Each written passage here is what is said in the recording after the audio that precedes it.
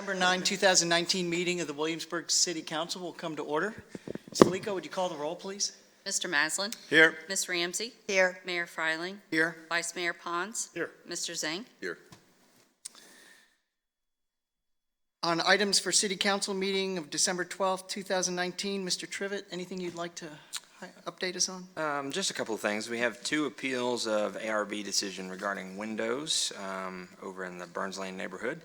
And then we have, under unfinished business, we'll be considering the micromobility ordinances and resolutions to bring that pilot program into being.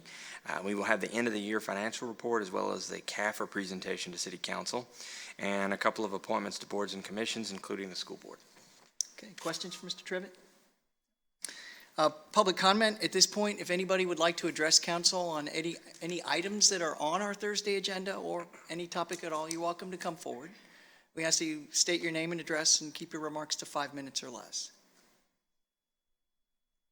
Okay, seeing no one, we'll move on to background presentations and discussion. The first is a presentation by Samuel E. Jones, Senior Vice President for Finance and Administration at William & Mary, updating council on important planned and ongoing William & Mary capital construction projects. Welcome, Mr. Jones. Thank you, Mr. Mayor, and members of the council, city manager. So I really appreciate the opportunity to come here and speak on behalf of William & Mary and give you a little update on where we are in our master plan that was approved by the Board of Visitors back in 2015.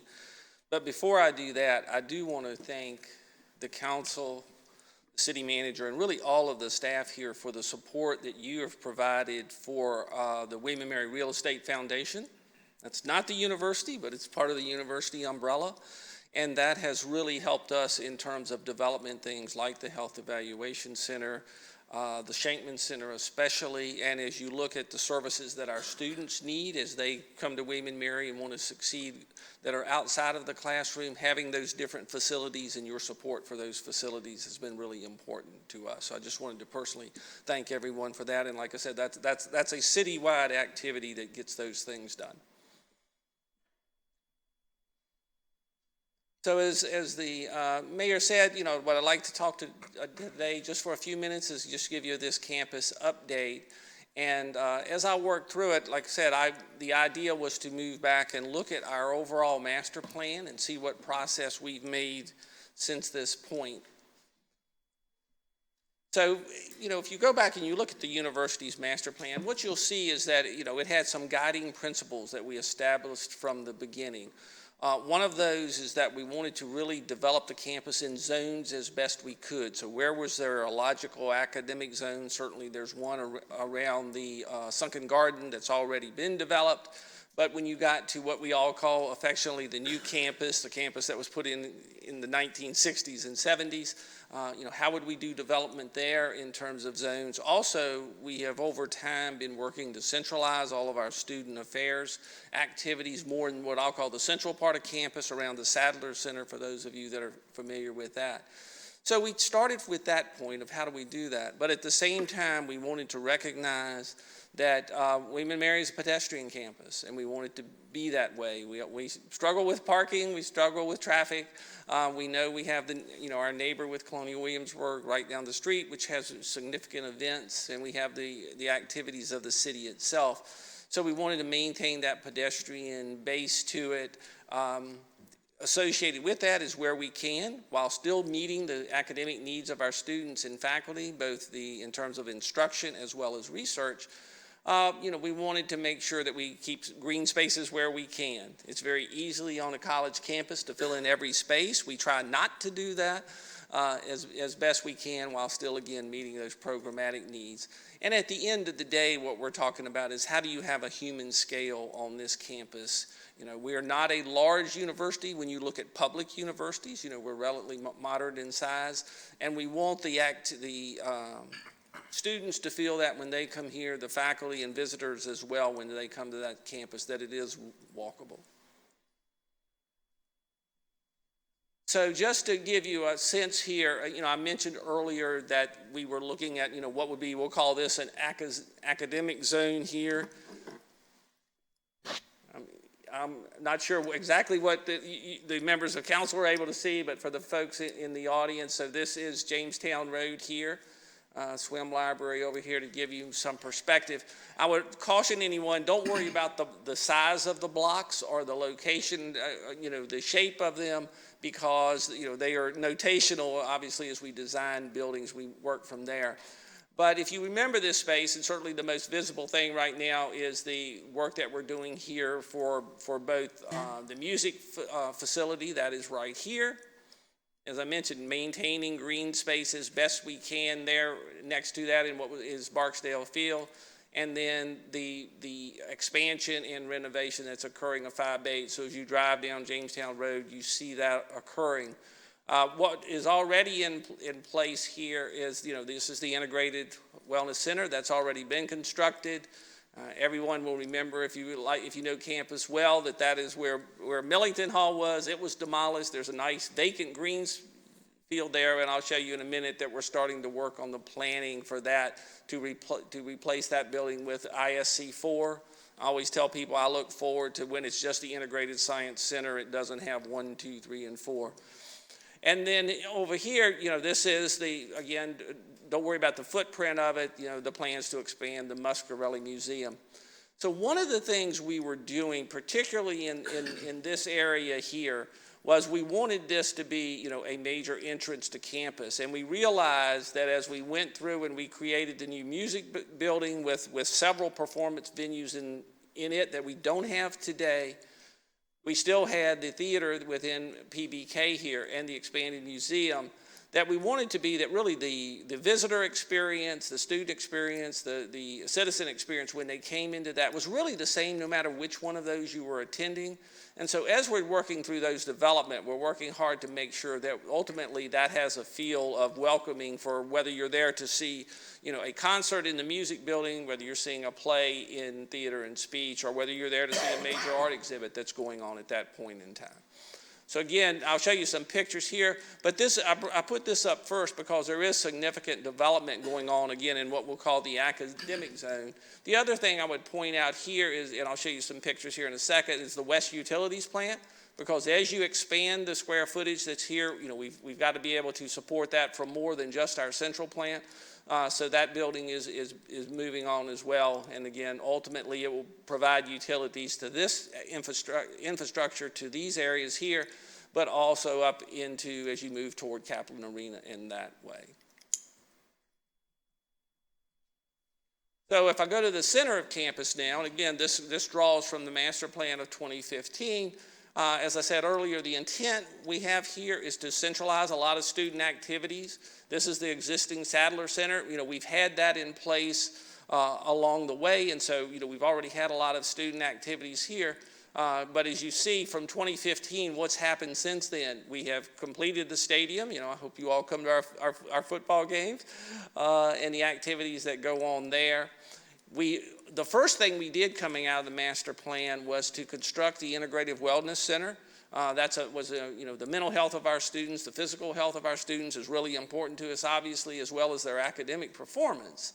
And so, we actually, as we were finishing up the plan, we were still in the midst of it, and we had the opportunity to go to the General Assembly, get that project authorized. It was funded by college debt, not by the Commonwealth of Virginia, because it's not an academic building. But that really allowed us to jumpstart development in this part of campus in terms of support for our students. So that building, in a little bit different design, already has been done. We're actively planning.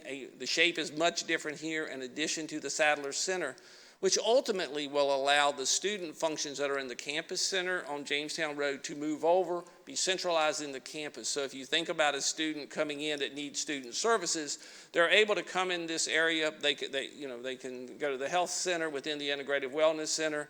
They can go to our counseling there, but they can also work through here if they're having issues or questions about their dormitory or any other things in terms of the activities, including student offices, will all be in this location. So a concentrated effort to bring everything really into that part, and then that opens up ultimately some other development opportunities. While I'm here, a couple things I would talk about.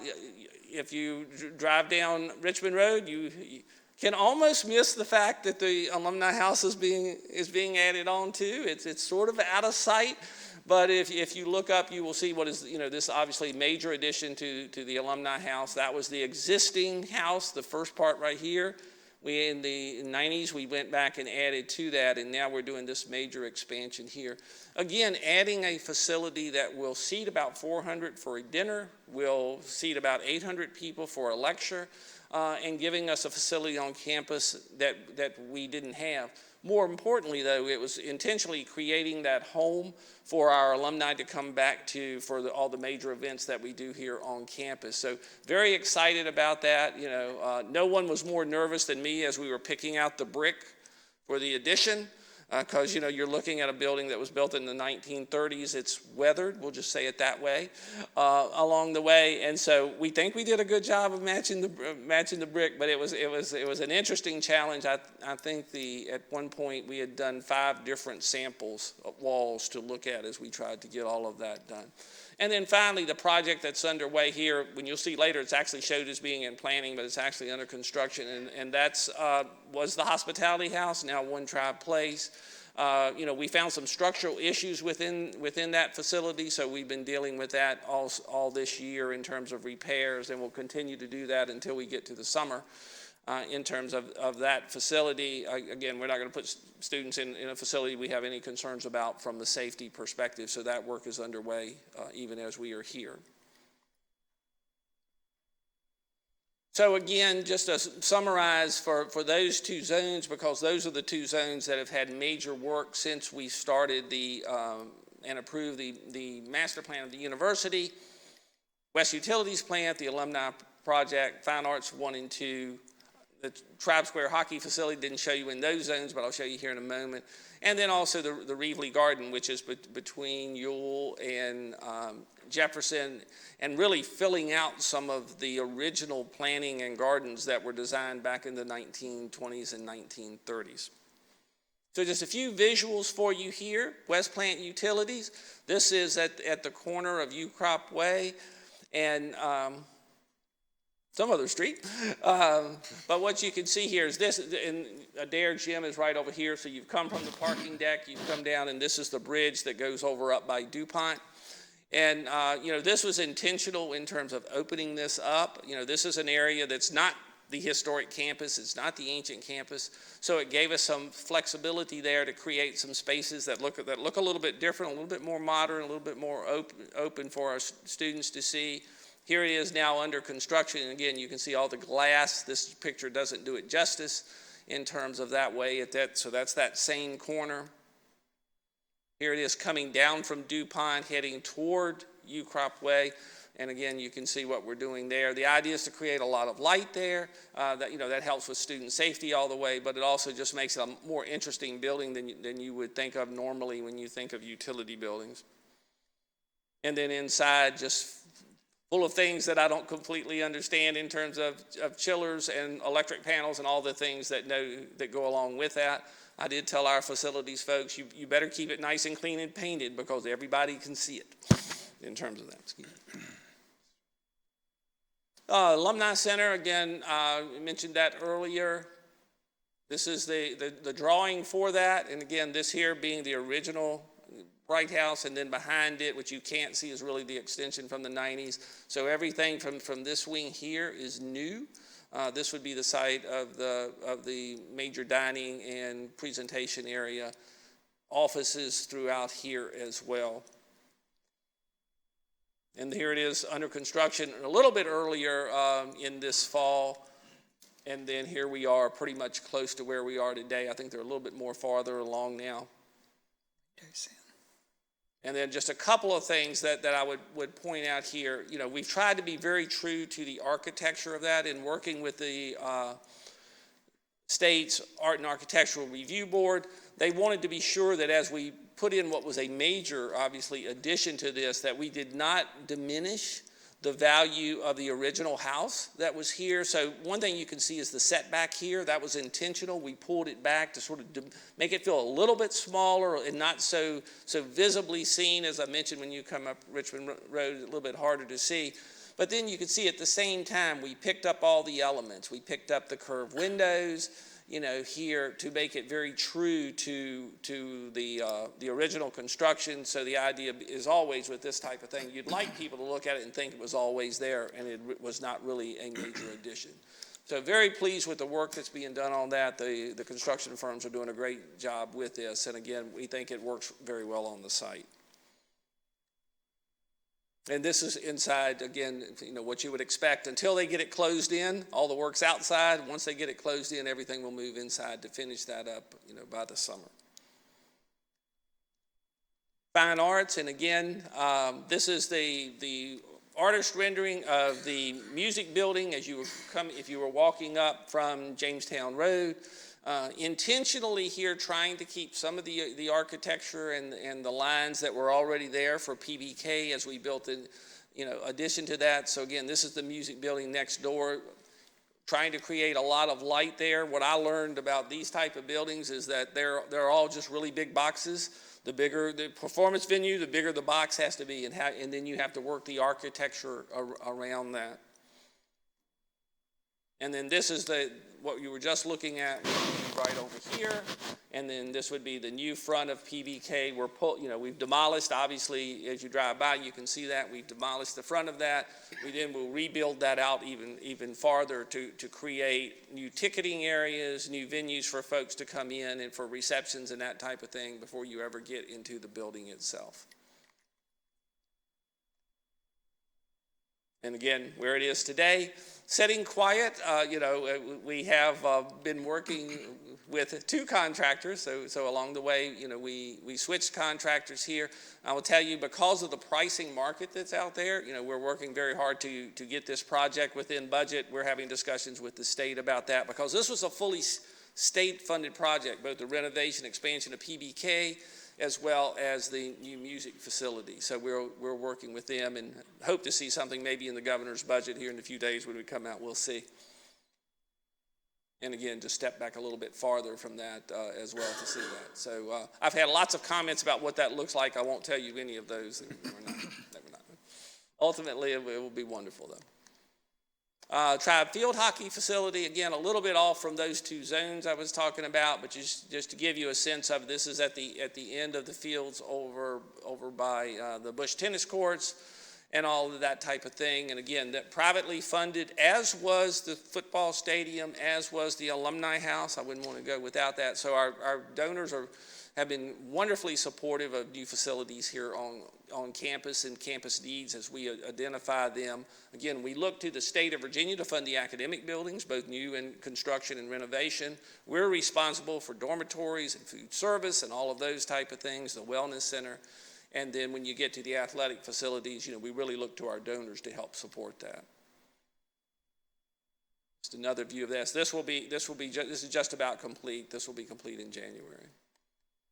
And then what do we have in design? I mentioned One Tribe Place is really sort of wrong in this particular classification, and that work is underway. Integrated Science Center, as I mentioned, we're doing the planning for that now. We've not yet sent those plans up to Richmond. They'll go up there shortly for the first look from the Architectural Review Board. Sadler Center Addition, again, a project that we're doing here locally. The Muscarella Museum expansion, again, that project is, you notice I say that's in pre-planning. We've gone through several iterations of that, and frankly, where we are with that project is when folks have done the programming of what they would like to have in that building, and we've looked at the funding that's available. That's another one that would be privately funded. Those things have not yet married up. And so we're working to make sure that when we do move forward with a design, that it's one we actually can build. The worst case possible is you design something and you realize you don't have the money to execute it. And then the last one here, and this is a little bit different from everything else, is a memorial to enslaved. And I just wanted to take a second with this. If you followed the press over the last few months, you know that we had a competition about how we would really take and recognize the role that African Americans have played throughout the university's history. And you can see there really what we were trying to do with that. How do you get a memorial that recognizes the folks that came in slavery, but also that helped us, in terms of developing this and being very conscious of the prominence that we should recognize with that. And we're not the only university doing that, but we think we have come up with something that's very nice. So, and again, not a part of those two zones I was talking about. Give you a point of reference, Wren Building here, Bradfordton Kitchens, the President's Office, Provost Office here, Jamestown Road. The concept, and this was a sort of an international competition, over 80 folks submitted. The concept is called the Hearth, and the idea is that, we located here. We wanted it to be prominent enough to the Wren Building, which of course is our iconic building, to recognize that it does have significance, but we wanted it to develop in a way that did not take away from the history of that building, but also stood on its own in terms of that development. And so what the president shared with the board a few months ago and got their approval for is this called the Hearth? This is an open area in theory. Although we're talking with the architects about it, you could have a bonfire there and you could actually use it as a hearth. The hearth is very important, in terms of the development of African Americans here and development of the campus as well. So, so we work with that. These protruding bricks, which you can see there, that's intentional. That's so as we learn the names of African Americans who were important to our development along the way, that we're able to engrave those and recognize those and make that a permanent recognition from that. And then if you were actually standing inside of that and looking back toward the Wren Building, you can see we envisioned that the landscaping will be done in such a way that we're able to have activities go on there. You could have a speaker, you could have, different types of entertainment or whatever that would be appropriate as well. So, it's one of those things that, we're very thoughtful about it, had a lot of input from the Lemon Project and other activities on campus as we went through this. So something else that you'll see developing over time now, the architect's been selected. They're working with us now to get pricing on that, and another one where we will be looking for private donations in order to execute that project. So, Mr. Mayor, that's what I had for you. I am available to answer any questions that you or the council or the city manager might have. Well, thank you very much, Mr. Jones. I'll come to my colleagues first for questions and comments. Well, Mr. Jones, thank you for coming and sharing this master plan. As you know, all of council in the city, really value the relationship that we have with the college, and having you all here is, major cultural aspect of our community that's irreplaceable, the economy that the college brings and the students, again, unreplaceable. And so we really appreciate you coming in and sharing these things. Glad to do it. I did hear that the utility plant was actually a brew pub. Is that not? When you go by and look at it, it looks like a brewery in there. It is not that. One of the things that you'd mentioned, but you didn't spend much time on it, though, was parking. Yes, sir. In all of this, we got new activities coming in, new buildings, which will ultimately, hopefully, attract more students and more activities and ticketed events. What's the college's philosophy, or is there any planning going on in terms of how to handle parking? There is. We had our own parking consultant come in. It may have been the same one that you used here at the city and some of the work that y'all have had done. The irony of it is when they come in and they just do a pure count, and how those work, they pick these really busy days when things are going on and they count, is they would come back and they say, we have enough parking. The issue is it's, like all things, not in the right place. We have enough parking because we have significant parking at the School of Ed. We have significant parking over by Kaplan Arena in terms of that parking lot. What we've done with that study is, we have a parking advisory committee, and we've asked them to take a complete clean slate to our parking at William & Mary. How we price, how we locate people, and to say, if we have enough spaces, then it means we've got the wrong people parking in the wrong spots.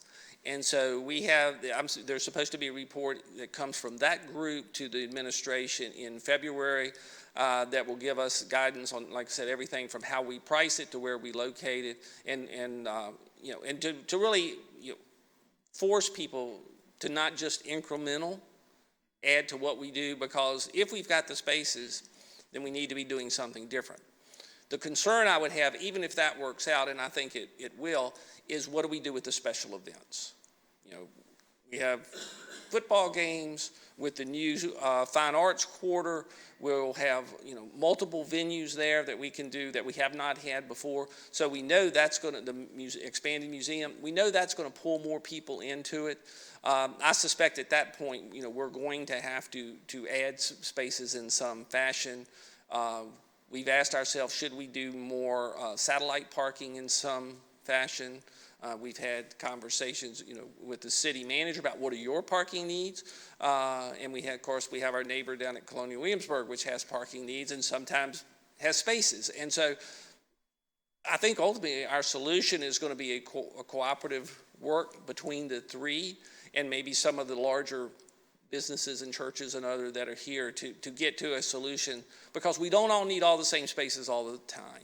And to try to work to deal with that, I think will be ultimately our solution. Yeah, well, I'm glad that conversation is going on. I know it's happening. I think for the benefit of the community who Yes, often sir. think that the college takes up all the valuable spots, and but I think there is a solution out there that doesn't necessarily require us to build a 600 space parking deck on some valuable property somewhere. So Well, absolutely, I agree with that. And the challenge is, that folks want to be able to park within the site of where they're going. Yeah. And on a campus, if you try to do that, it just doesn't work. And you saw the zones, you see how we concentrate things. And so when you do that, someone's going to have to move around. The other piece of that we're looking into is, we're part of the WADA system. So right now our busing is tied to those different routes, which are, more expansive. Should we supplement that in some way with more internal routes, with smaller buses or whatever, maybe more, more environmentally sensitive vehicles that we can do, that would allow our students, or whoever we say you've got to be farther out, we need to make sure they can still get to class on time and those type of things. So we're looking at the transportation side of it as well. what about a timeline for One Tribe Place? I know there's a lot of work to be done in there. Do you see that coming online for the next academic year? The plan, I'll say this carefully, the plan is that it will be online next summer, but it is an interesting building. I'll just leave it at that. And so as you go through and you solve one problem, sometimes you see others, and so we're working very closely with the contractors to say, if we find something else, can you get it done? But as of today, yes, it'll be open next month. Good. Well, as you know, I live right over by the college and see the construction happening at the Alumni House, and I'm really enjoying watching that unfold, and I'm really excited about the opportunity that's going to provide the alumni and the college. And just as a personal note to the contractors, they've been extremely respectful as they walk through the neighborhoods from the parking lot. They're very quiet, and so I commend them. But we will pass that along to them. I mean, that's what we expect, and usually we have that, but that is a really sensitive area if we're not careful with it. So thank you for those comments. Done a great job. Thank you. Mr. Jones, thank you for being here today and for Yes, sir. presenting an update to the City Council. And I think we all appreciate here on this dais both of our commitments, the city and the college, to each other, to navigating and to maintaining good town-gown relations. And I think this is an important gesture to present to us some of the updates that are happening around campus. I think it's also understated that there are many incidental effects with a quality of life and making sure students are living well and in a healthy and in a growing manner, that it also benefits the city as well. And these projects, these marvelous projects, I think will signify enhanced programming efforts and even more opportunities for not just students, but also for perhaps city residents to enjoy. I had one question and then two observations, or two comments rather. I know this summer some residents had noticed some road closures, or I guess some disruption in cutting through campus with the west utility plant sir. being constructed. And I know this is VDOT property, in terms of roadways, VDOT maintains it because it's with the state.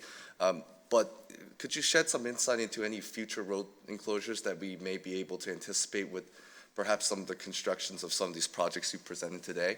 Absolutely. The area you pointed out will continue to be the sensitive area, because what we had to do, not only, you see the West Utilities plant, that's the upside of it. What's underneath that are all the pipings that run out all across campus, and if you go back not this year, but the year before, if you walked across New Campus, you felt like it was dug up and you couldn't almost get anywhere, and that was because we were laying all those pipings. When it goes to the roadway, we're also running those under the piping. And so what we're doing is, we're managing with one lane closures and that type of thing, the ability to get that piping in, run it up, as I mentioned, toward Kaplan Arena and that type of thing, and try not to close off it entirely. What we do try to do, though, is when we have our opportunities, so to take the holiday season, when we know we've got a 3 to 4 week period there of very low campus activity, then that's when we would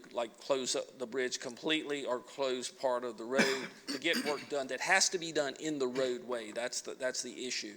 And so we'll do that at those points in time. But there will still be challenges over the next year or so as we finish up that project, get everything done. The Virginia Department of Transportation is also doing a variety of bridge projects around the Commonwealth. They have let us know that they want to come and do some sort of work on that same bridge.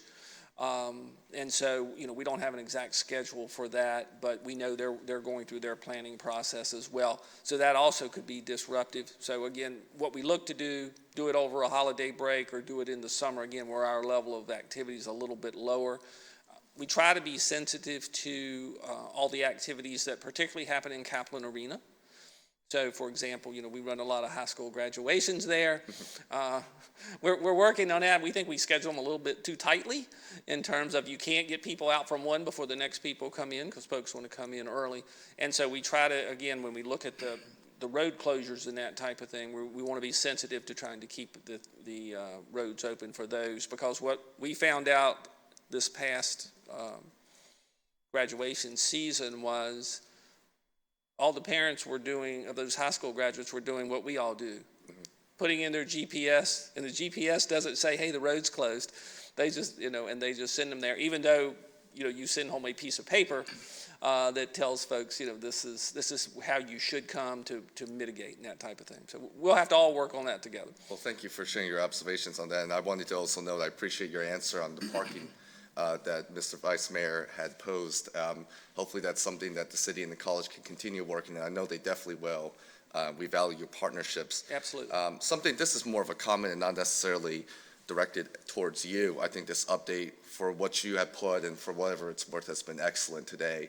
Hopefully in the future, what I was thinking would be interesting from a city resident standpoint is perhaps a presentation on some of whether it's the real estate foundation or the college's properties around the city. So I'm thinking the new medical facility in downtown that we just approved through the Real Estate Foundation, the new dorm that used to occupy the Days Inn on Richmond Road. I think that would give a more holistic sense. I know they're not necessarily capital projects, kind of what you are presenting today, but it'd be an interesting conversation point to talk about how those. We would be glad to come back if after this there are holes in the presentation or additional information you would like. I'm always available to come back, or Sean Hughes and I together could come back. Right. Well, thank you for that. Lastly, I wanted to commend the college for its efforts on the Enslaved African Americans Memorial. I think it's really important that we acknowledge our complicated past. The only thing that I wanted to add is, in terms of as an input, is the city, like any other city in the United States, has a complicated history. We also have a story and a legacy regarding whether it's enslaved African Americans or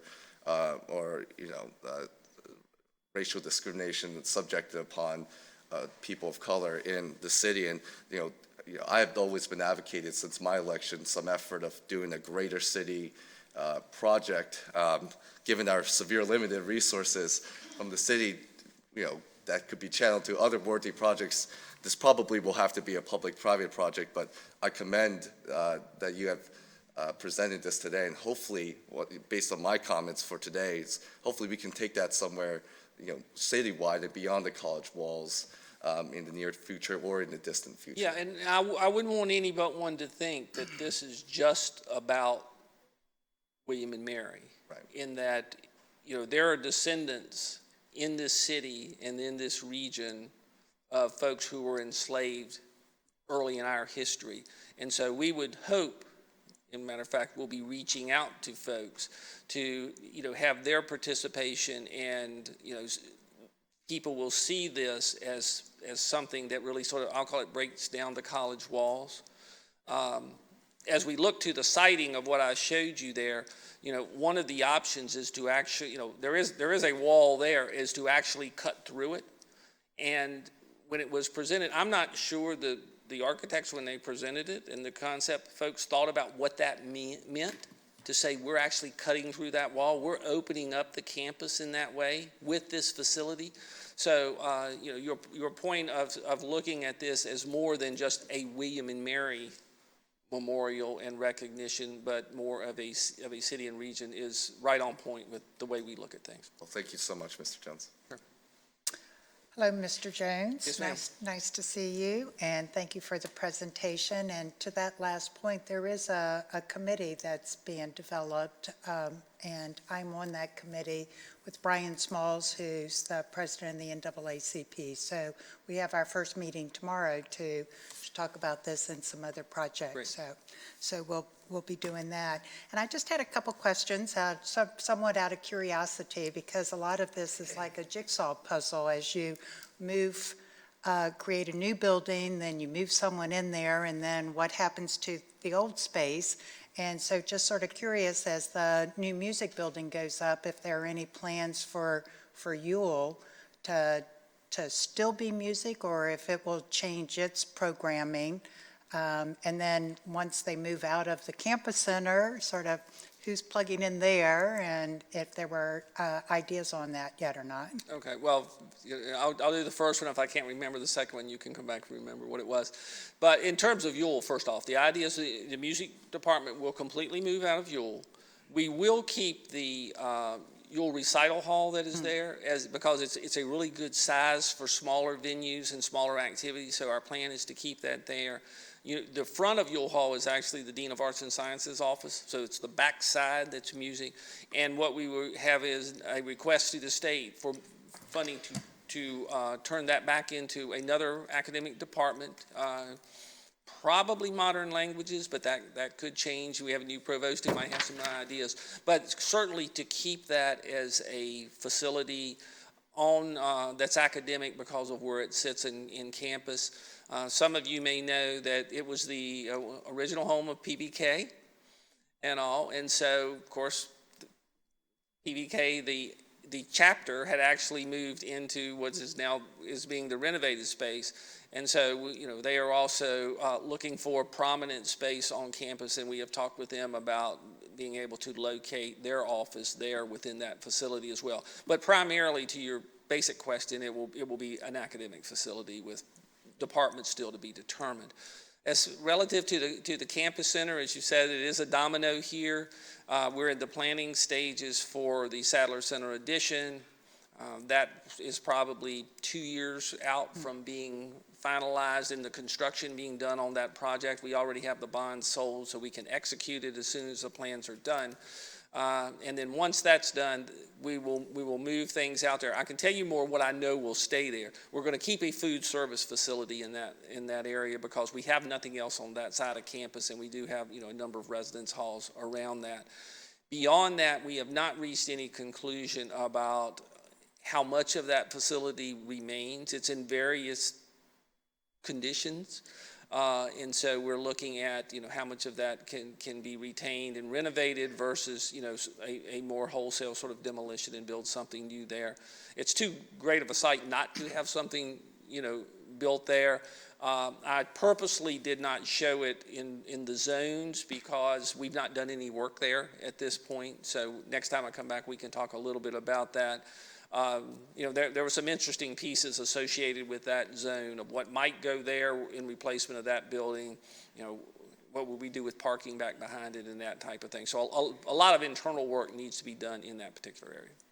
And as far as the Alumni House, I'm very excited about its completion. I was able to take a tour at homecoming and saw the new ballroom space, and it's going to be magnificent and really provide a lot of opportunities for not only university events to take place there, but community events as well. Absolutely. And to sort of piggyback on a comment about sharing this presentation, a couple opportunities might be the economic roundtable. I know we're always looking for different speakers and presentations, and then the Neighborhood Council of Williamsburg is always looking for presentations as well. So those might be a couple.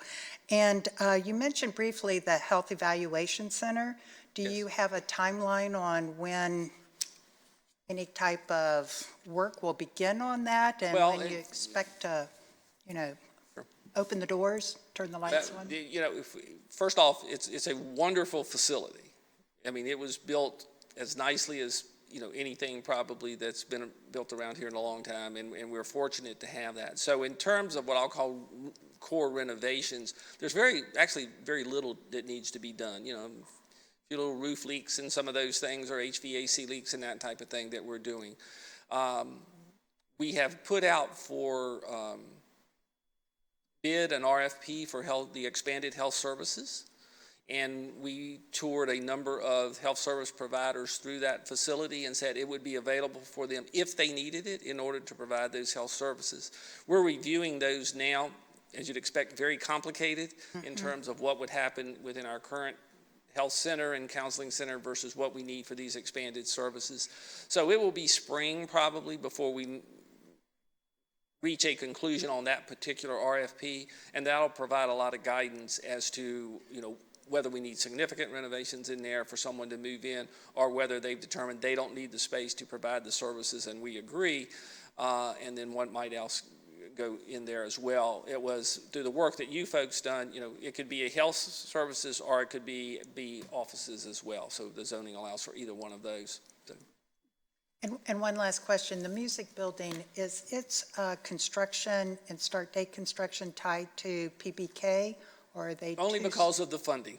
Okay, well, that's what it was. The General Assembly funded the two together, not as two separate projects, and so, we need the money for both of those. We've talked with them about could you do one and then the other, if that helped the state work with financing for us, but I don't want to prejudge where they will go here in the next few months. Okay, all right, thank you. Thank you. Thanks for the presentation. Yes, sir. A couple questions. In terms of dormitories, could you talk about the effect of the new 2-year residency requirement and how competitive our dorms are? When will we see all the dorms have air conditioning? Oh boy, that's a loaded one. So I don't know exactly when, other than as we do renovations, we air condition them along the way, and I'm going to say we're about 2/3 air conditioned at this point in time in terms of that. So we're looking toward that. We've built no new dormitories here recently, and really don't plan to in terms. So all of our efforts is toward working toward those.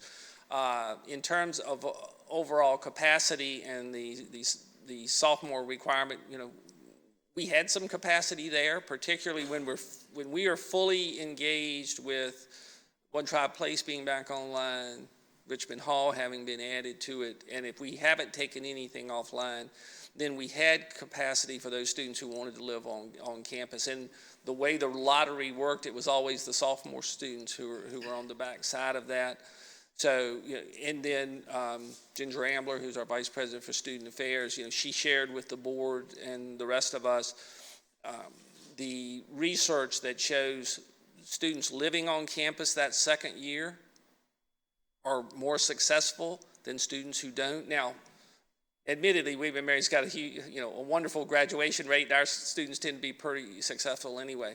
But from just a student health and the activities they are to have them on campus was the driving force behind it. We were fortunate that we had enough capacity because a lot of them were living on campus anyway. So it wasn't like you took a whole class and had to cover that. Did I get all the? Yeah, that's good. So in terms of the real estate foundation, can you expand a little bit about how do you decide whether to buy property with the foundation or the college, and the benefits to the city when you do it with the foundation? Well, the reason the real estate foundation exists is because, not everybody who wants to sell a piece of property wants to wait for us to go through a state appropriation and depending on when the General Assembly meets, prior to having a real estate foundation, if we wanted to buy a piece of property and we identified that, let's say in April, you'd have to wait till the next General Assembly, get their authorization, wait till, so you could lose 18 months. And, someone who might want to sell a piece of property that we would want to purchase, they're not going to wait that long. They're going to look for other folks. And so what the Real Estate Foundation does is give us flexibility to move quicker in terms of that. And so that's the approach for having that in place. And generally is what would drive it. I'll use an example also of the Shankman Center in where, we were interested in moving forward with that project quickly.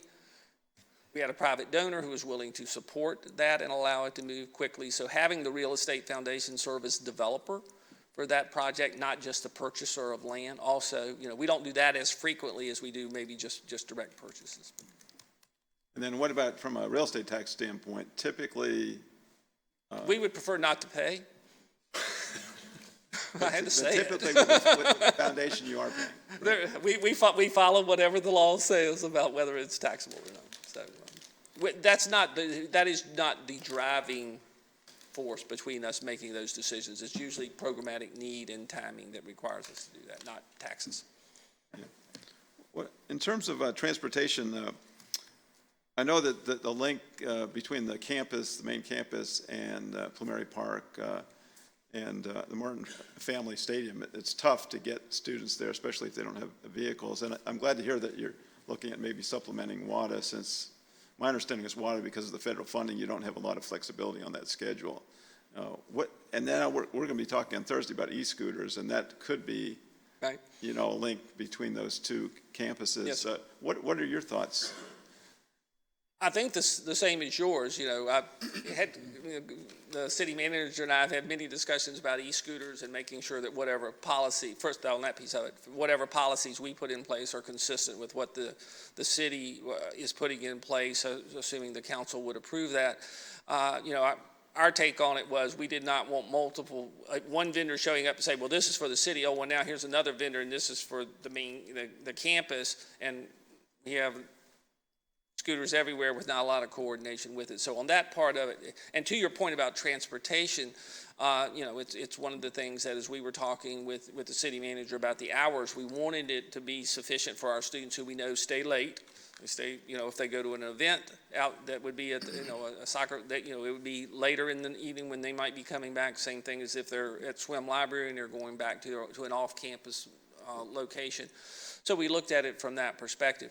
More broadly, I think you're right on the mark of our take on it would be if we put in place some of these smaller, I hate to call them buses because I'm of the generation of the green machines that were the big school buses. So I don't, but if we had those in place, then they would be really flexible in how they were doing. So if you were having, a major NCAA tournament soccer game out at Martin Family Stadium, then, you'd want to provide that at whatever schedule the students needed to get out there and to be able to get them back. As you said, WADA doesn't have that kind of flexibility. So looking at that, but then during the academic year and during the academic day, the question is, it goes back to where we ask people to park and how do we make sure if they show up there, they can still get to class on time. You use them in a different way. So the flexibility is what we would be investigating. And speaking about parking, so I liked your comments on parking. And I was interested in a recent Flat Hat article about accessibility parking, and until I started reading the article, when accessibility to the writer was being able to find a parking space. And so having gone through the other accessibility this summer with a broken foot and actually trying to find out where we do have handicap parking, To what degree is that a part of your study? Oh, it's not so much, it's actually a separate group that's doing that, that's looking at accessibility, across campus and what we can provide, both for folks who have a permanent need for accessibility and the broken foot, and other things for folks that are able to do it. We actually do a lot of golf carts around campus that so if a student is injured and needs a way around, we make sure that they're able to do that. But, we look beyond just, what does the law require? You got to have so many spaces per X and that type of thing. We really look at what are the pathways that folks have to take to get around. Now, admittedly, William and Mary is a challenging campus. But where we think we have made some significant improvements is that, again, if you think about behind Landrum and behind Crimdale, if you go there now, which used to be staircase and a steep hill, you go there now, we have smoothed that out completely. That is ADA accessible, and we're redoing all the brick sidewalks on campus in terms of that. So all of that roughness that was there, we're also removing as well. But, when you get around the buildings, around the sunken gardens, and you try to figure where do you park as someone who needs accessible parking close, it's hard to get a direct path into some of those buildings. So you can get folks there, it's just not appropriate really for how we have to deal with that and how they have to deal with it. And finally, could you talk a little bit about the green initiatives we've been hearing about? Where should I start? Two major announcements. I'll just go with that, at this point, because I'm not sure where your folks are on time. Two major announcements. One is by 2030, we want to be carbon neutral as a campus. Aggressive goal, absolutely. But we think there's some things that universities should be leading on, and this is one of those. And so we take and we go and we move with that. We actually partnered with the University of Virginia, who made a similar announcement, similar goal, for Charlottesville and their activities there. And the key there is really the partnership that we have and learn from best practices from one to the other. Frankly, I think that then will spread to all the other universities as well. So that was that initiative. And then we had a very generous donor who is remaining anonymous that made a significant gift to support really the research all around climate change and the interdisciplinary nature of that. What are the legal implications, the environmental, the economic implications? So, to create a center that's really focused on that, that's right in William and Mary's wheelhouse of the expertise that we have. And when you throw in the Virginia Institute of Marine Science, not within y'all's jurisdiction, but really, really important to this issue, to have that here as part of what we bring to the table, I think is very, very important for us. We all got to recognize where we sit relative to Chesapeake Bay and the oceans and that type of thing. We're not as far away as we think. Thank you. Mr. Tripp. Vice President Jones. Thanks for being here today. I just wanted to say thank you for being such a good partner with the city, particularly on the e-scooter and micromobility issue that we've been working on.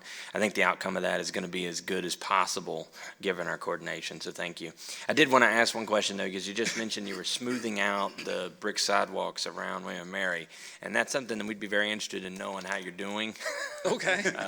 Because we have quite a few of those uneven brick sidewalks across the city also, and are constantly looking for ways to do that that's still aesthetically pleasing. Well, I'm sure Mr. Clayton and our folks can get together, and he can either tell us it's not really working as well as you think, and they'll sink later, or whether I'm not sure we have anything magical. It's just it's a lot of work is what it is to do that and make sure that you get them appropriately. But they are much better than they were. I'm more excited though about the pathways that we've been able to create at the same time. Thank you. Well, thank you very much for being here. Thank you for the presentation. Thank you also to Mr. Fox for being here. We appreciate so greatly what a wonderful partner William and Mary is with the city, and what you help us do, and your willingness to accept help from us.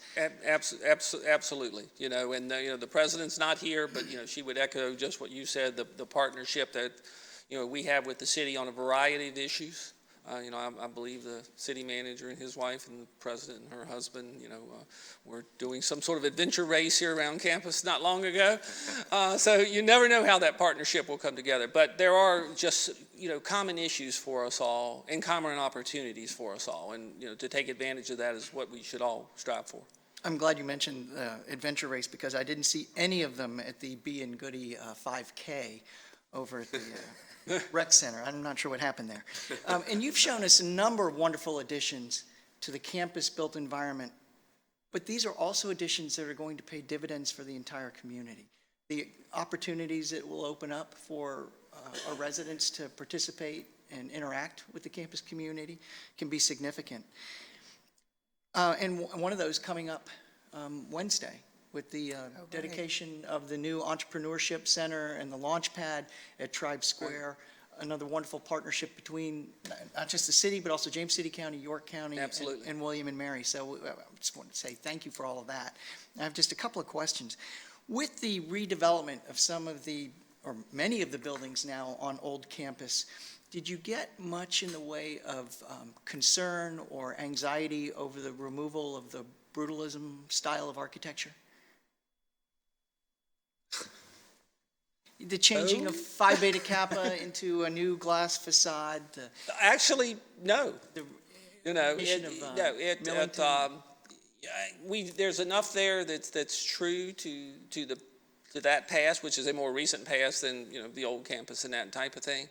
That we were trying to do that, but in terms of, there was one person who shall remain unnamed who thought it should look like the Wren building, and that type of thing. But beyond that, I think generally it's we have not received any negatives. I think people are just excited about what's going to be there and are just anxious to have it done, just as we are for our students. I'll do a shout out to our friends in Colonial Williamsburg. We turned what could have been a negative thing into a positive, into the availability of the Kimball Theater. I don't know if you had a chance to go to some of the presentations there. It made it challenging for our theater department. They had to sort of rethink how they did, but it's given our students great experience as well. And so being able to find that as part of the solution was very important. And did you mention the timing of the completion of the Reveille Garden? Reveille Garden, there were two pieces to it. The first part was, basically we had to put a new foundation in and raise it up in terms of that. That was the college's responsibility, the university's responsibility. And so we were able, we have done that work. It now turns the site over to the Garden Club of Virginia, who partnered with us to do that very generously. And so they will be coming in, putting in new topsoil, putting in the planting and the sidewalks that'll go along with that. That's more on their schedule now. We're hopeful that by the time we're into the spring that, that it's complete. I'm always impressed when anytime I go to or go by a restaurant with an open concept kitchen, or even the Blue Talon where they have a window that allows you to look into the kitchen, because it's allowing the public to see into the background spaces of a business. You've taken that to a new level with the West Utilities plant, and I think the end result is nothing short of amazing. I'm fascinated with what it's going to take to keep that as clean as you suggest it may remain, but as it is now, it really, it's so much more attractive than what you would see in most utility facilities anywhere. Thank you. So I want to thank you for that. And then just a couple of questions about the hearth, Yes, the sir. memorial, which is a really interesting design. And the material is brick, Material is brick. because with the curvature of it and the flowing nature of it, and you've got curves going in different directions at the same time. Yes, sir. The masonry work on that's going to It's good. We will want the right mason to do it. That is absolutely true. It's an interesting design. It's even the architects are saying the infrastructure underneath it, that you'll be putting that brick to is it's going to be challenging for that to be done. But we'll just have to make sure. That is one of those we will not low bid the brickwork. I'll put it. Yeah, that I way. think you need all sorts of custom to do that custom because brick. we love the design, we love the concept. Happened to have been done by a former William and Mary student who then went into architecture when they got their master's.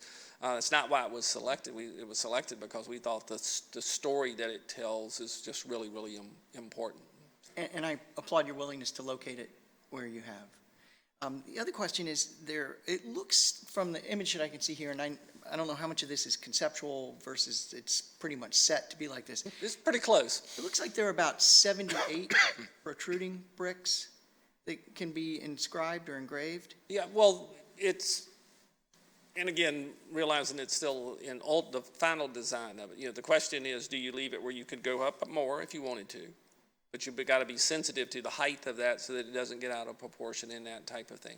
But I wouldn't just count it and think that's what it is. And that's only the front side. You would also have, I'd call it the back side, or you could say it's the front side because it's coming from Jamestown Road. Because that was one of the things that we suggested to the architects that are now executing it, who have partnered with the person who gave them with the concept.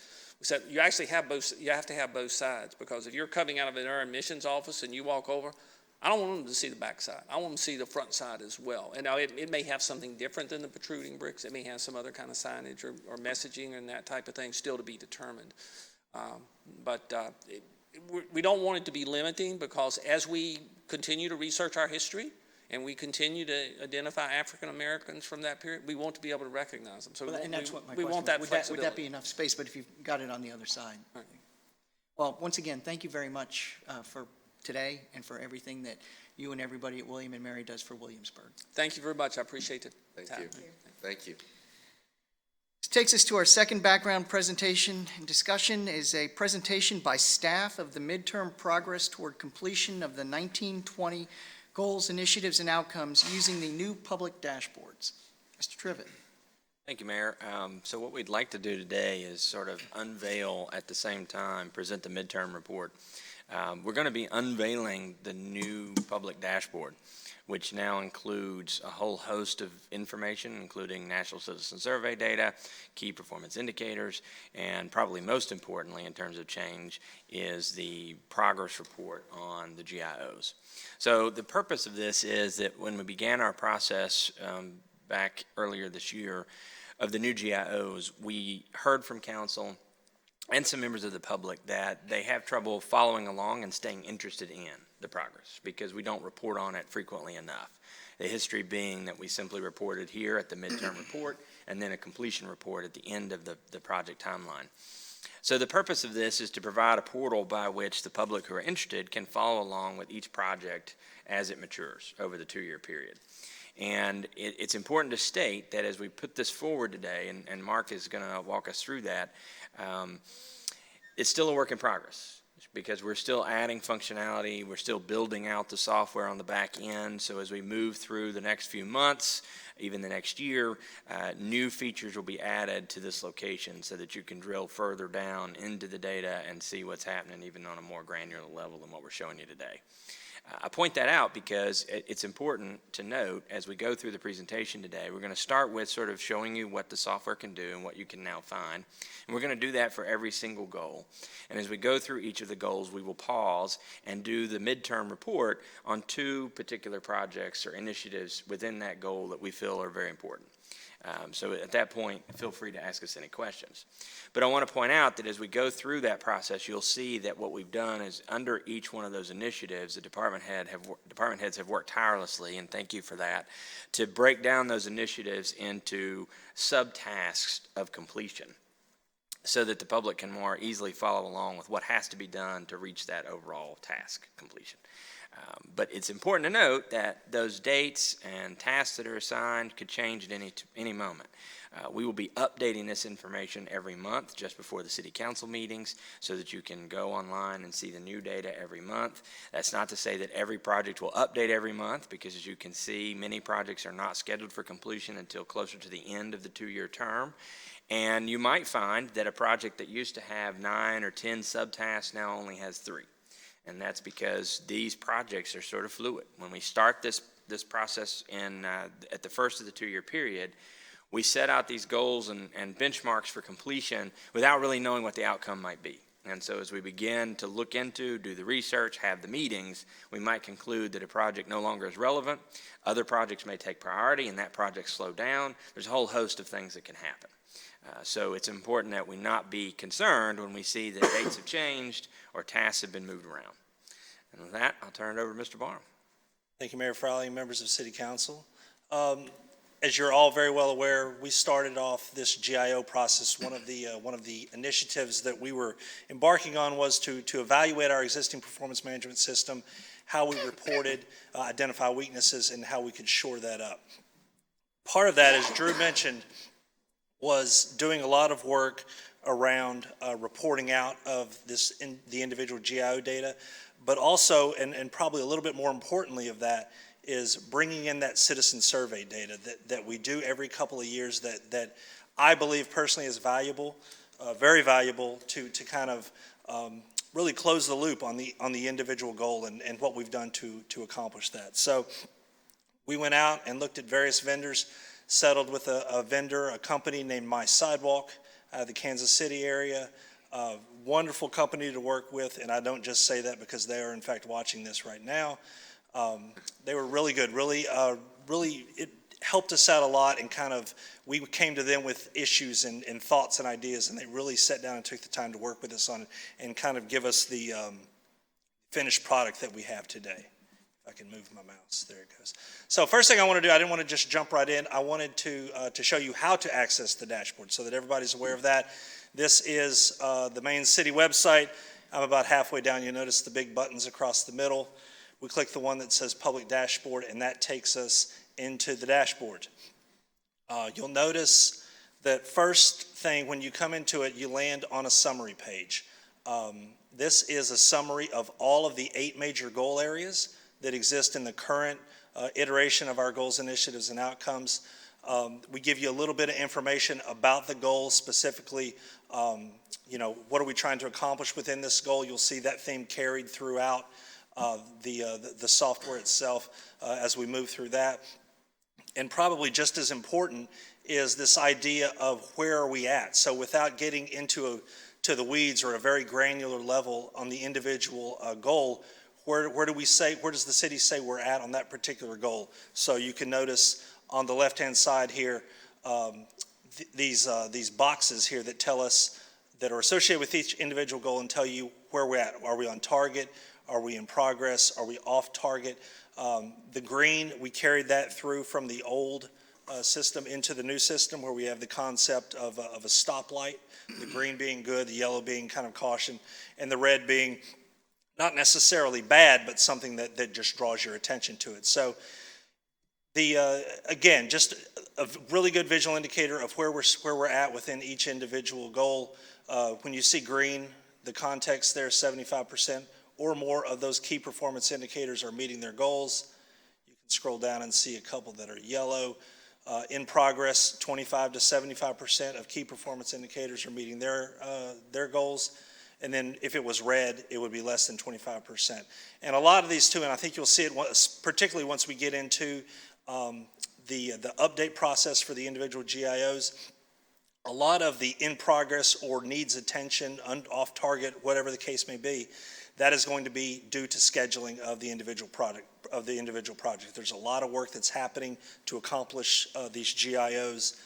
So the scheduling of that work is what dictates the colors and stuff in the status. So to get in here, and we'll use community character through my presentation as an example. I'll click into community character. You're going to come up to this page right here that has the key performance indicators. We're going to talk a little bit about the goal of community character. We're going to have links under each one. If you'll notice off to the left, why it matters, what are we doing about it, and how satisfied are our residents. That theme is carried throughout each of these goal areas. So once you get into the goal itself, you can look at the individual KPIs, which we'll do, and then you can start looking at why it matters. If I'm looking at community character, what does it mean? What does it mean to me? Why does it matter to me? Why does it matter to the city? And then what we're doing about it. What is the staff doing about the work to the individual projects and initiatives under the goal of community character to meet it, to achieve that particular goal. And then lastly, and probably quite important, I don't want to put any what's more important than one thing versus the other, but resident satisfaction, we've known that for a long time, is a very important metric to determine how we're doing. So again, You come to this page, you can see the individual key performance indicators here. Same theme that you've noticed all along, the green being on target, the red being off target or needs some sort of attention, what have you. On this particular one, this is one of the few that has this black circle here, and I point that out because these are informational. It's information that we believe is would be very beneficial to have when understanding what's going on with community character. Overall rental ratio of the city, that's something that's important. That's something that the planning department calculates for us on an annual basis. So we list that information out there, as well as a map showing all of the homes in the city that are four-person rule approved homes throughout the city. So we'll scroll down here. We will look at a couple of these so you get an idea for what we're talking about. So this is real property median ratio. Get back to it. Again, the constant theme when you look at these KPIs as you move through the site, at the top you're going to have a visual indicator. It's going to tell you it's on target or if it's off target, whatever the case may be. It's going to name the individual metric. And then we're going to have a section that tells you what we believe success looks like for this. How are we trying to determine success? For the real property median ratio, we're trying to maintain that between 97.5% and 99%. You can see that for FY20, we're currently sitting at 98%. And then you can look down here at the chart and see that over time, this is where we exist right now. So FY20, we're back up into where we want to be, and we're at 98%. Scroll down and look at one more on this particular part. You see that this one is a list showing it as off target. I would point out that red doesn't necessarily mean bad. It's just something's going on with it that we want to draw our attention to. So for the real property coefficient of dispersion, again, what success looks like, we want that to be between 5 and 10. We're currently at 3.68. And then again, you can have the chart here to show that historical data. I would also tell you that I have no idea what a real property coefficient of dispersion ratio is. And if you have more questions about that, Derek Green, the city assessor, would be more than happy to talk to you about coefficient dispersion ratios. So that's a really quick overview of the KPI section of that. So we'll move over to the left, the navigation on the left, and we'll go through why it matters. Again, this theme is constant throughout. Every one of these goal areas has a why it matters. It has a what are we doing about it, and it has a resident satisfaction area. So this is all context. This is us talking about the goal. This is us showing imagery that we believe talks to the goal and gives you that much more context about it. It talks about any challenges that we may have achieving that goal. As we move through the goal cycle, what are some issues that we face, and then we list those out there. And then lastly, resident satisfaction. Again, very important metric or very important data to have to talk about that, to kind of close that loop, if you will, with regard to that particular goal. So then next, what are we doing about it? So you notice at the bottom, we get to the bottom of why it matters. We have two boxes. What are we doing about it? And then community character there, the last one talking about resident satisfaction for community character. So we'll go into what are we doing about it? And this is our initiatives tracker. This is new. This is something that drew us to My Sidewalk, to using them. This is also something that we went to them and said, we would really like it if we could display this data. I have a drawing in my office somewhere of Drew kind of back of the napkin drawing. We really wanted to show it in different ways, and they literally took that drawing and turned it into this. So we're really happy about the way that they worked with us on it to develop this. So again, this is a summary page. We always end up at a summary page when we click on something. This is the summary page for community character, and down here is all the individual initiatives or the projects that we're working on to achieve the goal of community character. So these 5, again, visual representation, green is good, yellow, it's in progress, something's going on, and then if we had red up there, it would be there'd be something, maybe it hasn't started yet. Again, red doesn't always necessarily mean there's a bad issue going on with something. And then we list the project out, we list the specific start date, end date, whether it be completed or it's out in the future at some point when we predict that we're going to be completed with this project, and then we show you the status. So if this is as far as you wanted to go, you could get to this point and then be satisfied that the city and the staff is doing what they said they were going to do to achieve this goal. However, if you wanted to get down into the weeds, you could go over to these arrows at the top to advance within the tracker, and this takes you to the individual goal itself and then the steps underneath the goal to achieve this project. So this is short-term rental regulations. This is a planning goal. There were 3 steps that the planning department took to achieve that goal. You can tell that they started back in January, and then it was completed. The ordinance became effective on the 25th of February, and this goal is actually, or this project is actually completed. If you go to the next one, you can see this is a prime example of why red isn't always necessarily a bad thing. This is ARB regulations. We talk about what we're going to do with this particular project, how this is going to kind of tell us and help us achieve that goal of community character, and then we break down the steps that we're going to take to achieve that or to complete the project. You can tell the first one, begin ARV regulation review, it hasn't even started yet. The goal is out in the future, hence why it's red at this point. There's no progress on it. No progress equals red. So I point this out as just to kind of remind us all that red isn't necessarily always bad or something that we need to really draw our attention to. So again, you can keep scrolling through these and then see the individual projects and get back to understanding what's going on and really get a really good point in time picture and have a really good understanding of what the city and what the staff is doing to achieve these particular projects. And the last part of this is how satisfied are our residents. Again, go to a summary page. We talk a little bit about what we're hoping to accomplish with this, and then we show you. We're all very familiar. Every 2 years, the city does contracts with the National Citizen Survey to do a survey of our residents. In the past, we've done that. They've done the survey. We get the results. We meet about the results, discuss the results internally. There's a presentation to City Council to let you know what the citizen survey data told us, and then the data goes largely it went put on a shelf until it was time to do it again.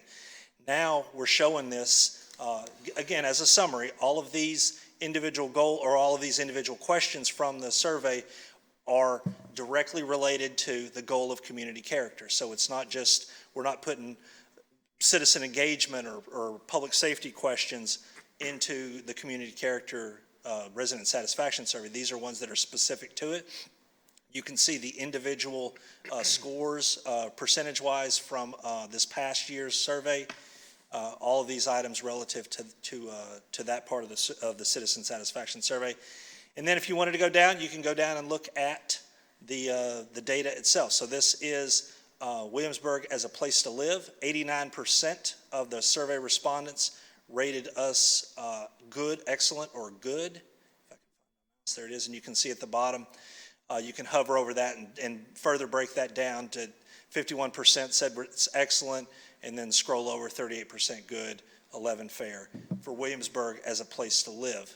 And again, top, we see satisfaction here. Anytime you see these arrows pointing down, we can adjust that graph automatically. So now we can see it over time. So we can see that back in 14, it was 94%, dipped in 16, and now the curve is going in the right direction now.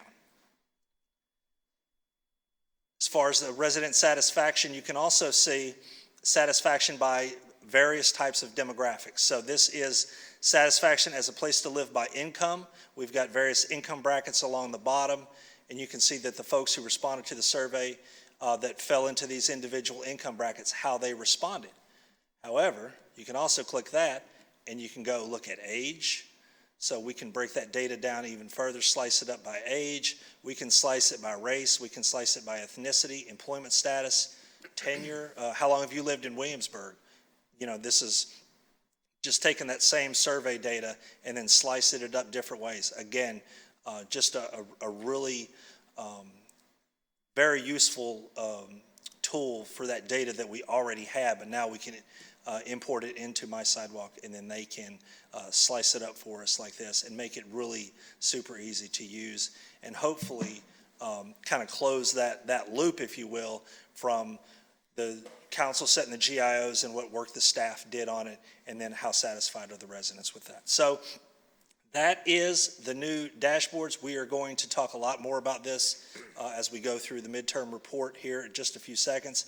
But in terms of dashboards and structure at this point, I would be happy to answer any questions that you might have. No questions. Okay. A lot of information, but I think just an observation. It seems like it's more user-friendly than anything we've had, you know, in the past, so. Absolutely. Thank you, Mark, for your presentation. This is all really exciting. Just a couple questions real quick. Does this require any particular software that residents may need to update? Let's say if they have an older version of the web. It is all web-based. It works. I'm in Chrome right now. I've used it in Internet Explorer. I've used it in Microsoft Edge, Macs, in Safari on a Mac. It's all web-based, so you're good. Is this accessible on or user-friendly on iPhones or smartphones? It does. It scales. It's mobile-friendly, so it scales based on the device that you're using. And are there any, I think the majority, it's safe to say a majority of us are able to access means of whether we have an iPhone or smartphone or some, a laptop or computer at home. But for folks who may not be able to access it or for whatever reason do not own a computer or own a smartphone, are there, facilities is not the word, but are there like computers or any means of folks who may stop by City Hall or the public library? There are a couple in downstairs. When you first walk into the municipal building, there's a couple of computers down there that could access that. We've had to modify some kiosk software that runs those to allow for that to happen. There's also public computers available in the library. One of the great things about this software is that we can actually export all these charts and data and just print it out. If somebody really just wanted to print out of it, we could hand that to them as well. That's right, and hopefully, it's not necessarily to your point, but hopefully when we roll out this program, I guess effectively starting today, finding some ways to connect through various residents and demographics throughout town. I'm thinking also there's an opportunity for the Williamsburg Redevelopment Housing Authority pushing this out to our residents who live at the public housing, just so that there is some informational symmetry, and I want to make sure that folks they know that they have an opportunity to access the very 2-year documents that they own, right? We facilitate it, but they really own this document, but appreciate it, thank you.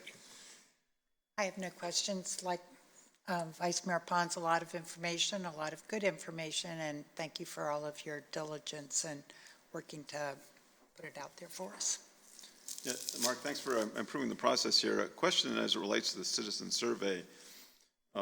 Sometimes when we look at a low response or a low grading, we ask the question, how well did we communicate the services that we provide, or did the person who's actually responding ever use these services, and if not, how would they even evaluate it? Any thoughts in terms of, as you go through this, how we could improve those gaps? In terms of communicating out that outlet?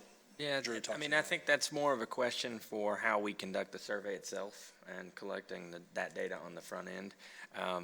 A good example of how we do sort of the analysis when we get the data is we don't just, it's important to understand, when we get the National Citizen Survey, we don't just accept it.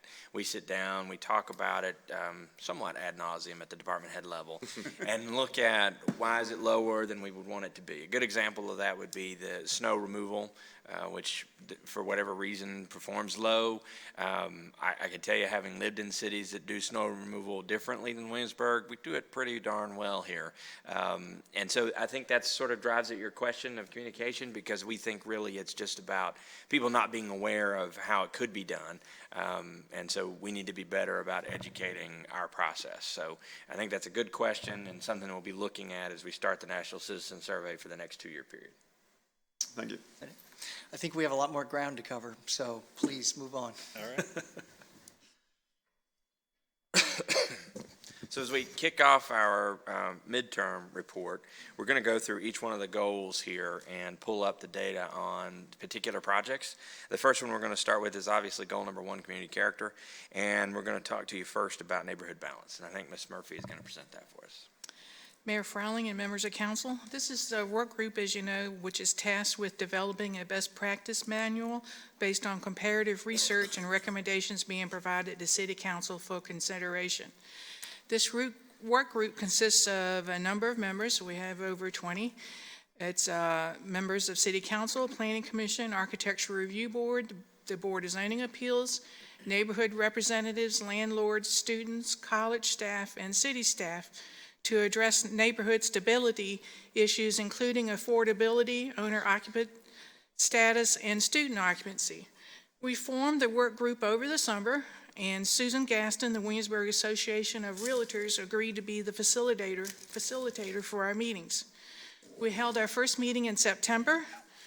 That meeting basically was a lot of background information, which provided to everyone, so everyone would start off on the same sheet of music. We talked about the 4-person rule, what the rules are, and the location of the current 4-person houses. We talked about the family definition, permitted dwelling occupancy, which is a 3-person rule. We talked about the Architectural Review Board districts, regulations, and the design review guidelines, short-term rental regulations, the rental inspection program, went over the 4 housing conservation districts, which is where we're allowed to do the rental inspections. We talked about neighborhood rental occupancies and average cost of houses by neighborhood. So I had a planning chart that we had rental occupancies for each neighborhood and the average cost by neighborhood. And we also provided the group a Williamsburg housing study, which was commissioned by the Williamsburg Area Association of Realtors and written by Dr. Sarah Stafford with William & Mary. We did a SWOT analysis, which was strengths, weaknesses, opportunities, and threats, and we also came up with a word cloud.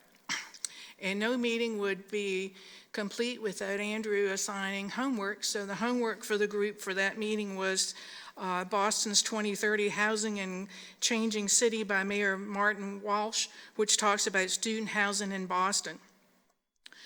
So that was our first meeting in September. In October, we had Dr. Jeffrey Klee, the architect historian and with Colonial Williamsburg Foundation, who was our guest speaker, and he spoke on the importance of historic preservation.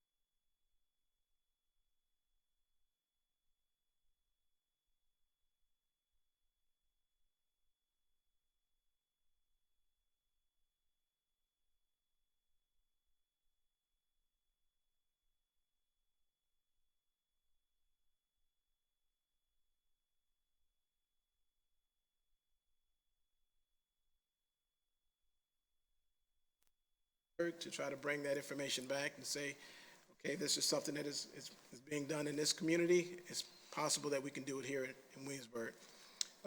And of course, develop recommendations, finalize those recommendations, and then lastly, we'll be presenting our information to the City Council.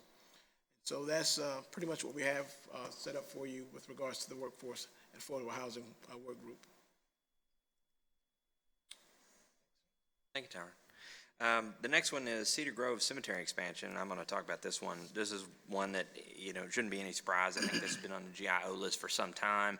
It's been a target of the city for some time, and it is one of these projects that requires participation by an outside agency that we don't control, and that is William & Mary, who owns the property adjacent, and their willingness to transfer some to allow expansion of the cemetery. We have had initial conversations, and they do seem open to the idea, so our next steps are to better identify what the space needs might be so that we can present a true plan back to William & Mary's administration and try to come to an arrangement on how we might acquire the property to do the expansion. So we're advancing this one, but arguably this is sort of a low priority compared to the others. One of the things that we wanted to do today was just show you sort of a wide range of projects, not just the really important ones, but some of the low-key ones. We wanted to give you a good mix of projects that are underway, complete, and still have a lot of work to do. So if there aren't any more questions about that one, we'll move on to the next goal. Just real quick to that one, and we have been talking about it for years. Is a topic of conversation the type of burial? Is it going? Are we only looking at doing the traditional in the ground or mausoleums and that kind of stuff? Is that going to be part of the discussion? I think what we're going to be looking at is space generally, and then it'll be up to the city to decide how to program that space. Once we know how much space we might or might not have. Fair enough. All right, so the next goal is recreation and culture, and we're going to start with Parks and Recreation and the ADA transition. I think we got a stand-in for Ms. Hutton today. So, good evening, Mayor and members of City Council. So, I want to speak briefly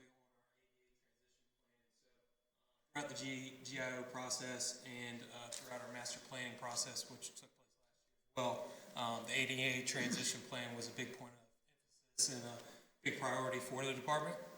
So, just want to keep you guys posted. So, the first step of the process was developing of the transition plan was kind of doing a self-evaluation of our current parks and recreation facilities in order to kind of identify the deficiencies in all of our facilities and parks.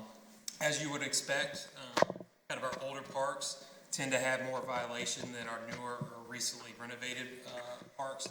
The violations typically occur whether it's accessible routes, excessive slopes, or without the playground structure itself. Kind of our efforts within this transition plan is to reasonably improve our accessibility throughout our park system with a concentrated effort, especially on our high traffic parks, which are Quarter Path, Kiwanis, and Waller Mill. Just wanted to highlight a couple of our recent improvements. So at Quarter Path Park, we updated and made accessible our softball field spectator seating. Our dugouts are now accessible, and our water fountains. At Kiwanis Park, as part of our playground renovation within the past year, our playground, shelter, picnic tables, and pathway are all now accessible. And at Waller Mill Park, our recently renovated Shelter 1 and the pathway leading to Shelter 1 are now accessible.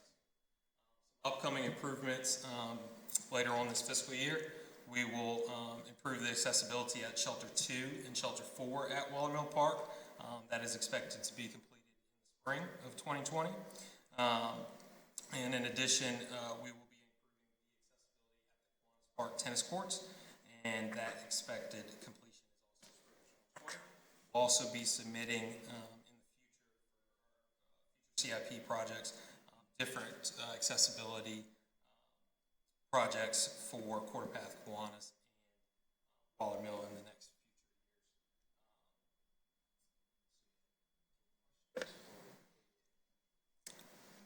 Great, thank you. Good, thank you. Thank you. We're going to stick with Mr. Cobb and talk about lawn sports next. So, as part of the master planning process, within the past year, we did receive some feedback and some interest in lawn sports, specifically lawn bowling. Staff has worked and identified some potential locations to accommodate a large green for lawn sports. Currently, we've identified 9 different locations. Each location has different pros, different cons. So staff is working to finalize kind of their recommendations for some potential locations, and then having a feasibility study.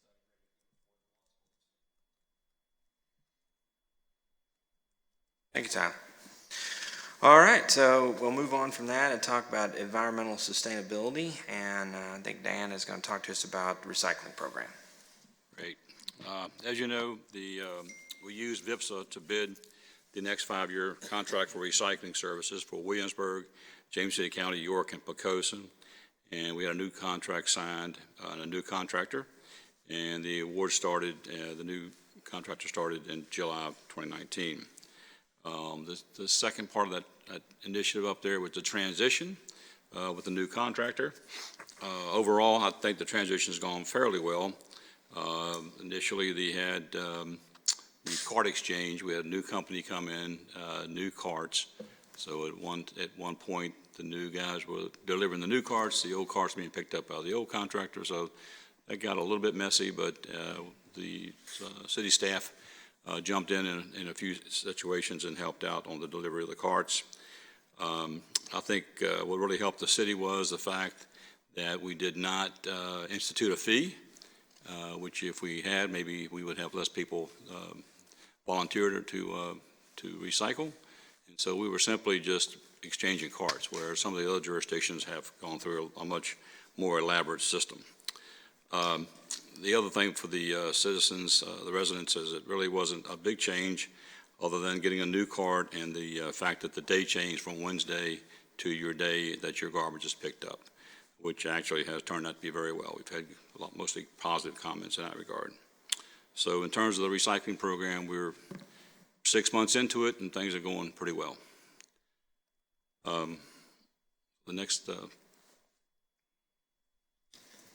on the Go Green initiatives up there, you see a handful of initiatives that we're looking to do. We have done some of those, the installation of the streetlights on Ironbound Road with our Ironbound Long Hill Road intersection. That's been completed. We've also been active in installing several charging stations in 4 sites. We have Quarter Path Rec Center has 3, the Parking Terrace has 3, Kiwanis, we have 3 there, and the Prince George Parking Garage, we have a total of 4. There were 2 existing ones, and we added a couple more there. So as far as I know, the charging stations everything's going along fine. We'll have a maintenance problem here and there, but otherwise it's gone along well. As far as other green initiatives, we are installing LED streetlights. We have installed LED streetlights along Richmond Road. We had, I think there was around 40-some lights on Richmond Road from College Corner to Monticello that we've converted those streetlights in, and I think that's improved that section for pedestrian safety. Also, we're looking at Monticello Avenue, which is under construction. All those streetlights along Monticello will be relocated and also converted to LED streetlights. I think there's some 11 of those. And finally, the Monticello Avenue multi-use trail, we're going to be adding 24. That path's going to be lit, and we'll be adding 24 LED lighting along that path on Monticello from Trayburn to Ironbound Road. While we're on the lighting initiative, we are also going to convert, I think there's 55 sodium vapor lighting along Jamestown Road from College Corner to Route 199 that we can convert those also to LED fixtures. And finally, we're looking at, based on the discussion we had with the college, looking at Brook Street and Dillard Street to maybe upgrade some of those lights along there for folks that are going from the new dormitory up into the college campus. So that's about it. I also, as you know, on Cap Landing Road, when that comes around, we'll be upgrading those bikes and pedestrian facilities there. Same thing on the lighting. We'll be converting to LED street lights there too. So, any questions? Quick question on recycling. With the 6 months behind you, are you seeing any impact in terms of more costs for the trash because of restricting what we can recycle? No, we haven't seen a whole lot there. One thing that we have noticed is we're trying to figure out what's going on there is we're seeing a little bit less tonnage on recycling, and a couple explanations maybe be the fact that we've been pretty hard on what you can't recycle. I think we had a lot of contamination before, which is one of the reasons why we're not exporting a whole lot anymore, because the contamination was pretty bad. So I think we drove that point home. I think that might have something to do with it. I'm hoping that's what it was, because some of the plastics we're not taking, there's just not that much weight in those. So I don't know why the tonnage is down. So we're working on that. Our last goal to review is citizen engagement, and we wanted to highlight the strategic communication plan first, to give you an update on that one. This is a project that it's, I think, evolving as we talk about it to an extent, because it really centers around who's communicating, what they're communicating, and how often. And most important question to be answered by this work is the things that we're doing now, are they meeting the needs? And so that's a question that we'll be posing to council in the coming months, is to think about the ways that we're communicating right now. So you can think about the various newsletters that we do every month, the weekly emails that we send out every month, some of which are public, some of which go to only council or only to staff. And there's even a staff newsletter, City Side, that we're going to talk a little bit about. And ask you for your feedback in terms of, are we doing what you want us to do? Do you think we're accomplishing the mission? We're going to share with you some analytics that Marcus and Leanne have collected in terms of users of those pieces of those communication tools, so that we can evaluate whether or not we want to continue with them or whether they should evolve into something else. Internally, this outlines the steps that we're going to take to try and come up with a plan for communication. We've done this a couple of times now with Ms. Hartman, and I think the end product is one that we'll be able to utilize for sort of setting both a policy and a process for communicating in certain circumstances. Everything from your everyday communications all the way down to emergencies. So I think this will be a valuable tool for us, but it will most importantly give us the venue to talk about the effectiveness of what we're doing already. And then the last one is strategic planning renewal. This is something that we've talked a lot about internally and externally as often as possible. The times that I go out in the community and speak, this is always something that I talk about, because I think this is of critical importance to the community.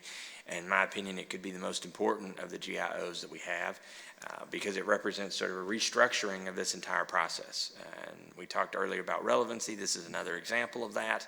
And what we have done in the months since the setting of the GIOs is, I don't know, Mark, if you can scroll down a little bit, that'd be helpful. You can see there we've identified the subtasks associated with this one, and there are a lot. And the reason I'm showing you that is because I want you to see that we've set down, and this is at least generation 3 of this that we've started. You can see where we are there, having completed the executive team retreat, which completely changed what I thought our process was going to be, because I was unprepared for the quality of the outcome of that process. And so we've restructured what we're going to do. We have a committee now that's working on putting together concepts of how to collect public input in a new and entertaining way. So we're pretty excited about where this is going to go. Obviously, it represents a lot of work, as you can see there, with the number of meetings required to get the input so that we have a product at the end that we're satisfied with. And we are shooting for announcement of this new process to coincide with the State of the City's presentation at the end of the GIO period.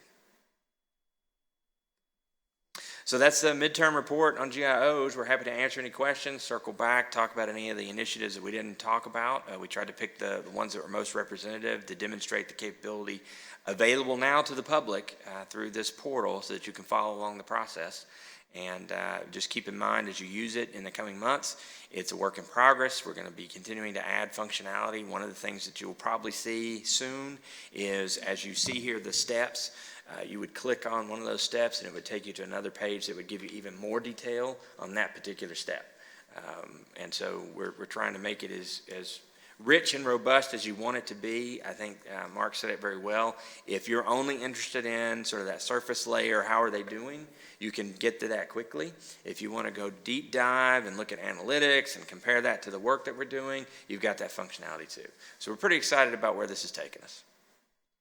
I think you should be excited. I mean, there's a lot of information, and one of the things that we talked about this morning was just, to me, how impressive it is that each of the department heads, as for example, in public work, as you measure the tonnage of recycling, somebody inputs that data, and that data appears into this report. And so that all of this, all the integration between all the departments into this report, to your comment, really makes this very accessible to the public and to council, but also then to the staff members, because then you all can continue to work on your and see what kind of progress you're making towards these goals. So I'm pleased with where we're heading. Thank you for taking the time. Yeah, I'd like to echo the Vice Mayor, give you and Mark and all the staff involved, the department heads, high commendations for engaging with this project. I think this is exactly what we want to do in terms of our transparency efforts. But I think, like the Vice Mayor said, it goes above and beyond. It's data storytelling. And it does it in a very clear way where residents are able to notice where along the steps we are as a city in accomplishing some of these goals, initiatives, and outcomes that they have desired and made it known and that we've facilitated and approved. I think that's excellent.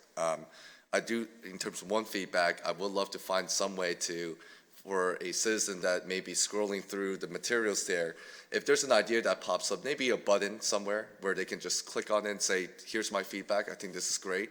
Maybe not as optimistic as I'm putting it, but it's just a way for citizens to remain engaged with the process. And I think that's important. That's the lead of this whole story, is citizens are able to be engaged, and we're making a lot of progress with our GIOs. So thank you again. Excellent presentation. Very comprehensive. And I just echo the same. I think it's such a huge improvement from what we had a couple years ago as far as this big document that you had to try and scroll through. So I like the bullet points and the conciseness of it particularly. Thank you. Looks good. Yep. Well, that was concise. I think what this does is illustrate an ongoing dilemma on multiple levels. And one is too much information versus the right information, and what's the right balance, and how do you make the information available so that it's user-friendly, easy to navigate, people can find what they're looking for within a reasonable amount of time. I think this is great. I think there's still people who would come into this and be almost overwhelmed because there's so much here, but at least it's available for anybody who wants to see it. The other dilemma that we face is we can have all the great information out there in the world, but if we can't get the community to come into this environment and look at it, we're still not as effectively communicating as we would like. And I don't pretend to have the answers to these things. I mean, they're complicated questions. Right. But at least here, this is a place that we can now refer residents who have questions, who want to know, well, what's going on? Where's the progress? What have you been doing? Here's the place to start. Explore, talk to us. I love Mr. Zhang's idea about the feedback opportunity on different pages so that as folks see something, I'm not sure I get that. They have a way to get an answer or to share why we might not be hitting the mark as much as we'd like. And I also want to say that this is, Mr. Barham years ago came out with our dashboards on the website, which were a great way of making relevant city data available to anybody. And this, through obviously the help of some nice software, takes that to a whole new level with the GIO. So as my colleagues have said, we know he didn't enter all the data. We know that you're the ones who are doing the work. His team created the structure, but you're the ones who are making it all happen. And I know it's a lot of work, especially to get it up and running, but hopefully it'll make it a little bit easier to maintain it over time now that it's here. And I think it's a great service to the community. So thank you for that. Anybody have anything they want to? Okay. City Council communications, are there any updates from liaison assignments anyone would like to share? Sure. As you know, I serve on the Tourism Council, but then through that position, I also serve on the Greater Williamsburg Tourism Alliance Board. Recently, the board had gotten together and we agreed to voluntarily bring in an auditor because of the public body nature of aspects of the organization. We wanted to make sure that we are conforming to all the laws and all the policies and procedures are up to date so that we're compliant with FOIA. So that's underway, and I think that's a positive step. Nothing? No, okay. Schedule of meetings, Mr. Trivett, anything you'd like to highlight? The Business Roundtable is on December the 10th. Our regular city council meeting is on December the 12th at 2 p.m. And Planning Commission on December the 18th. And of course, city offices are closed December 24th and December 25th. Okay. This brings us to open forum. Anybody who would like to address council who's not a member of staff is welcome to come forward. And actually, I'm kidding, staff is welcome too. We just don't have a lot of other folks here. You're welcome to come forward, state your name and address, keep your comments to 5 minutes. Seeing no one, I believe we have an item for closed session. Yes, sir, Mr. Mayor. I moved to go into closed session pursuant to Section 2.2-3711 of the Code of Virginia for the purpose of discussing one personnel matter per subparagraph 1 concerning appointments to boards and commissions. Second. Ms. Felico? Aye. Aye. Mayor Fryling. Aye. Vice Mayor Pons. Aye. Mr. Zhang. Aye. We will take a brief recess and reconvene in closed session.